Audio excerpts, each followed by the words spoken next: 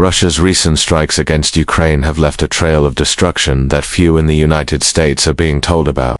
In the first phase of these operations, convoys carrying high-value Western weaponry and military vehicles were wiped out in a matter of minutes.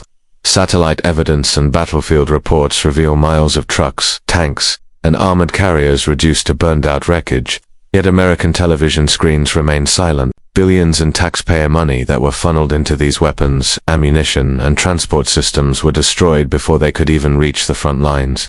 This reality undermines the carefully built narrative that Ukraine continues to push forward with Western support, but the silence in American news coverage is deafening. The public is kept in the dark, while officials in Washington spin victories out of defeats. It raises a powerful question. Why are Americans told one story while the battlefield shows another? The answer is as political as it is strategic. Officials know that if the reality of these losses were reported openly, support for endless funding would collapse overnight. What we are watching is not just a conflict overseas, it is a carefully controlled narrative being sold back home, with American taxpayers footing the bill for equipment that gets obliterated in a single strike. That's Russia's strikes intensified. The destruction went beyond convoys on open roads and highways. Military bases once considered secure staging grounds were hit with precision missiles and drones, leaving entire facilities reduced to rubble. These were not just ordinary bases. Many were housing NATO-grade ammunition, artillery, and advanced systems provided by the United States and its allies. Within hours, supplies that took months and billions of dollars to gather were erased. On the ground, Ukrainian commanders are left scrambling to reorganize their ability to defend key positions, slipping away. Yet, if you turned on the television in the United States, the picture painted is entirely different. Viewers are told that Russia is running out of missiles, that Ukraine is holding strong, and that Western support is turning the tide. But the facts on the battlefield tell another story, one of exhaustion, collapse, and devastating losses. Analysts within the US military are not unaware of this. Reports circulate behind closed doors. Intelligence briefings admit the scale of damage, and yet the wider public is shielded from this knowledge. The political cost of honesty is too high.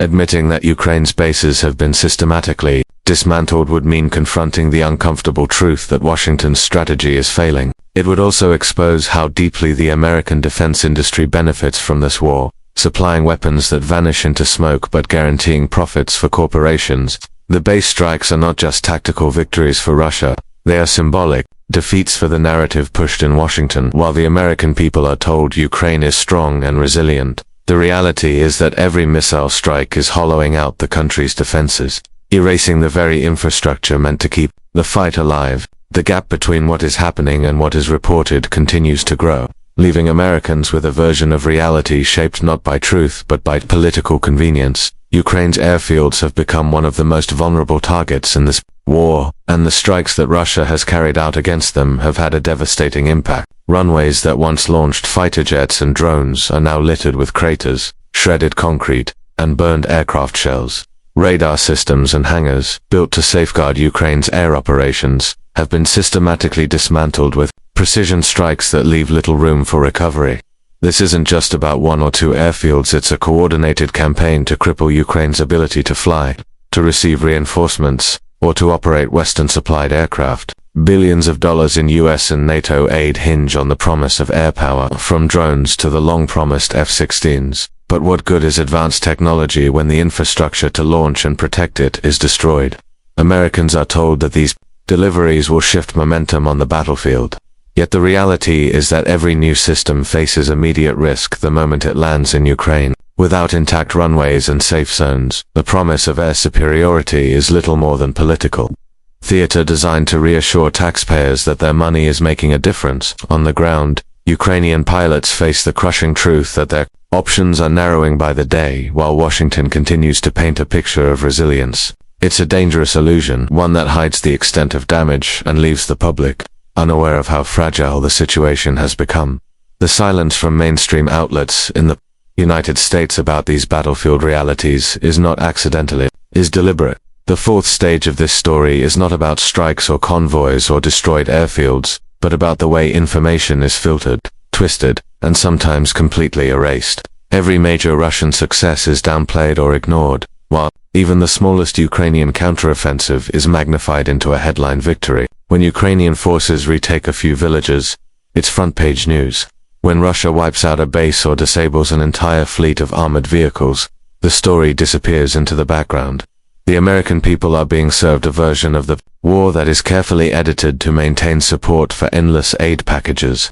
Behind this selective reporting are powerful interests, lobbyists, defense contractors, and policymakers who all benefit from keeping the money flowing. The more Ukraine is portrayed as fighting valiantly with Western help, the easier it is to justify new rounds of weapons shipments worth billions. These same corporations profit from weapons that may never make it to the battlefield intact, but every destroyed convoy or shattered airfield is another reason to demand more funding. The public is left unaware of this cycle, convinced by television anchors that Ukraine is on the verge of a breakthrough, when in reality the war is grinding into a costly stalemate with one side losing infrastructure faster than it can be replaced. Americans are not getting journalism, they are getting propaganda dressed as news.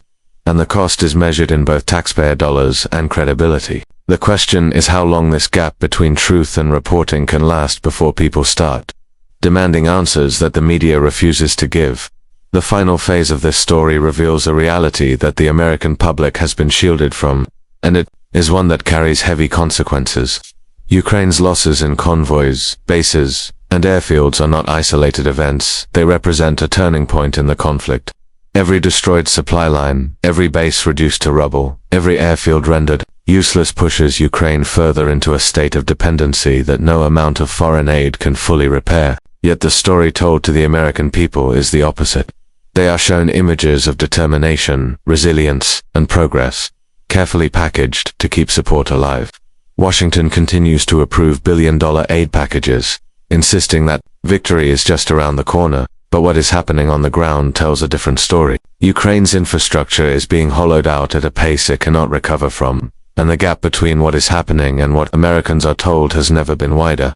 The silence is not simply about avoiding bad news, it is about control. If Americans knew the scale of the destruction, if they understood that billions of their hard-earned tax dollars were being poured into a war where supplies are eliminated in hours, the demand for accountability would explode. Politicians in Washington would face questions they cannot answer. Defense contractors would be forced to justify the endless cycle of shipments that vanish in smoke. Media outlets would be exposed for presenting a narrative that is less about informing the public and more about protecting political interests. The reality is that what is unfolding overseas is not just a military struggle, it is also a battle over truth, a battle over perception, and a battle over who controls the narrative in the United States. The cost of this suppression is more than financial, it is psychological. A nation told one story while another unfolds in reality is a nation living in denial. Americans are encouraged to see Ukraine as holding the line, while in truth, the line is collapsing piece by piece. This illusion fosters a false sense of security, leading the public to believe their money and their government's strategy are achieving results. In reality, the results are measured in destruction and setbacks. The more the truth is hidden, the more painful the eventual reckoning will be when the curtain is finally pulled back. This series closes on a sobering reminder. Wars are not just fought with missiles, tanks, and aircraft. They are fought with narratives, headlines, and public opinion. In this case, the American people are being drawn into a version of the conflict that serves political convenience rather than truth. The billions being sent overseas are not securing victories, but are instead fueling a war machine that profits from destruction while hiding the cost from those who pay for it. The turning point has already come, but few realize it because the story they are told has been carefully rewritten. To see clearly, Americans must step outside the lines of traditional media and confront the uncomfortable reality that what is happening on the battlefield is very different from what is happening on their television screens.